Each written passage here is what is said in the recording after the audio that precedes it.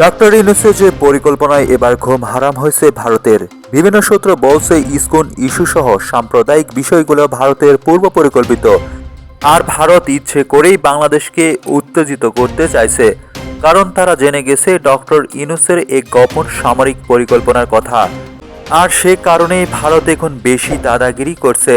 আমাদের মনে আসতে পারে হঠাৎ ভারত কেনই বা বাংলাদেশের বিরুদ্ধে আদা জল খেয়ে লেগেছে। শেখ হাসিনা পতনের পর মোদী সরকার এতটা ক্ষেপেনি, তবে এখন কোন দুঃখে বাংলাদেশের বিরুদ্ধে যুদ্ধে নেমেছে। এতদিন ধরে ভারত বাংলাদেশ বন্ধুত্ব দেখা গেলেও এবার দেখা যাচ্ছে আসল রূপ। তবে কি এবার ভারতের স্বার্থে আঘাত লেগেছে? তবে কি বাংলাদেশ এতদিন চুপ ছিল বলেই কি ভারত তাদের ফায়দা লুটেছে? তবে ইউনূস সরকার আসার পর থেকে ভারত সরকারের মাথায় যেন আকাশ ভেঙে পড়েছে। দিল্লির কোন দুর্বল জায়গায় আঘাত এনেছে ইউনূস, যে কারণে তেলে বেগুনে জ্বলে উঠেছে ভারত।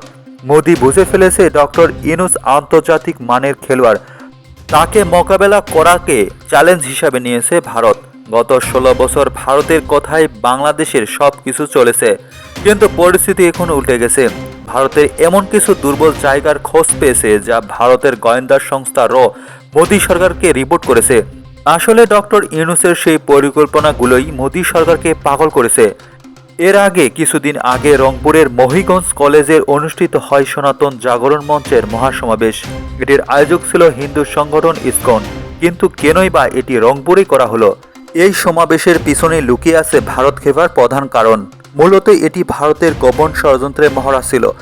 সামরিক সূত্র বলছে ব্রিটিশরা এশিয়ার বৃহত্তম একটি বিমান ঘাঁটি প্রতিষ্ঠা করেছিল রংপুরের লালমনিরহাটে, যা ছিল ভারতের সীমান্ত ঘেঁষে। দিল্লিকে শাস্তা করতেই এই বিমান ঘাঁটি আবার চালুর সিদ্ধান্ত নিয়েছে ডক্টর ইউনূস। এই বিমান ঘাঁটি চালু করা গেলে ভারতের 7 সিস্টার হুমকির মুখে পড়বে। আর এই ভয়ের কারণেই ঘুম হারাম হয়েছে মোদির। বিশ্বের বড় বড় রাজনীতিবিদ ও ব্যবসায়ীরা সংকটে পড়লে ডক্টর ইউনূসের দ্বারস্থ হন। সেই ইউনূসের সাথে রাজনীতি আর কূটকৌশলে মোদি টিকতে পারবে না, একথা নিশ্চিতভাবেই বলা যায়। তাই মোদী সরকার তার দেশের 60টি রাজ্য নিয়ে চরম দুশ্চিন্তায় পড়েছে। এর আগে ব্রিটিশ আমলে লালমনিরহাটে তৈরি হয় বিমান ঘাঁটি, যার কার্যক্রম এতদিন বন্ধ ছিল।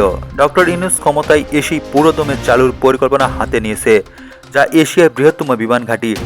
এটি করা গেলে চিকেন নেক থাকবে বাংলাদেশের হাতের মুঠোয়, যার ফলে 7 সিস্টার নিয়ে বাংলাদেশের কাছে নত হতে বাধ্য হবে ভারত। প্রিয় দর্শক, পরবর্তী সকল সংবাদ পেতে আমাদের এই চ্যানেলটিকে সাবস্ক্রাইব করে আমাদের সাথেই থাকুন।